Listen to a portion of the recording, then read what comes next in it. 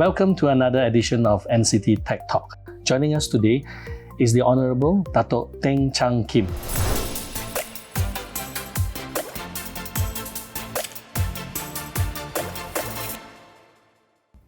The State Executive Council for Industry and Trade of Selangor.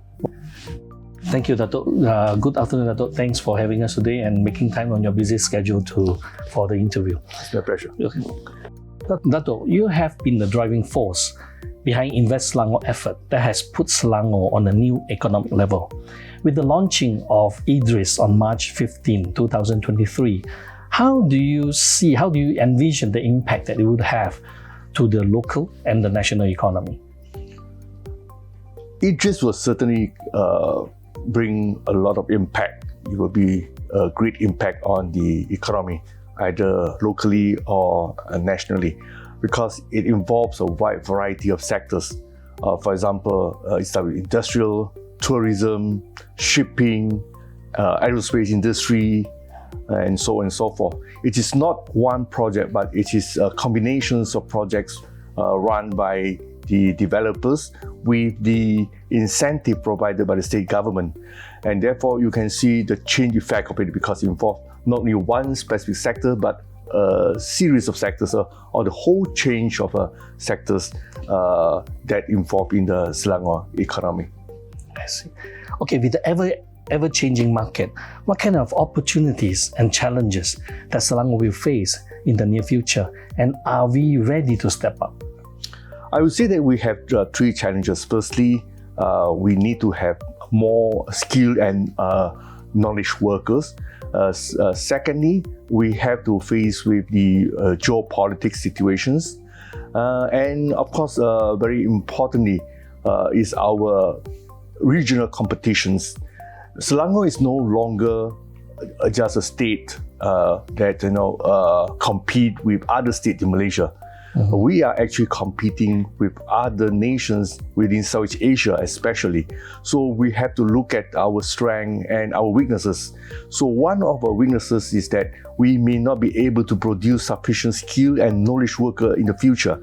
For the present, we have no problem, but we will have to face the regional competitors, countries like Vietnam, Philippines, and Thailand, and so on. So this is one challenge. Secondly, they are also improving different conditions that they face. They embrace the challenges also, and also they've been improving on their infrastructures, on their skilled workers, and also on the institutional quality. They're improving, and we have to keep in pace.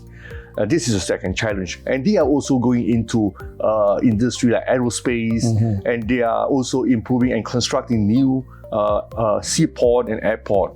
So these are the challenges from the Southeast Asia countries. And as I said, the geopolitics situations, this is the things that will be beyond our control. And if we stay as one of the states in Malaysia, normally the impact on the geopolitics would not be so serious. But when we are facing the challenges from other nations, when we are part of the competitors with others countries in other nations in South Asia, the whole thing will have a direct impact on us. So during the recent Invest Selangor successful trade mission trip to Taiwan and Japan, you have demonstrated very keen focus in engaging and bringing in the major E&E industry players. What prompted such strategy, and how do you see the future of E&E sector in Selangor? Firstly, E&E has been one of the clusters that we are looking at. Right. This is one of the major sector in our Selangor Industrial Master Plan. So this is not a new effort. Secondly, we look at the pre-COVID situations when they were actually the tension between US and China has already in existence then. And therefore, we can see the trend of companies coming to look for new destinations. I mean, the E&E sector, they are looking for new destinations in South Asia. So that was the pre-COVID situation. So we have predicted that this will be the trend, and we have to grab the opportunities. It doesn't come all the times, you know.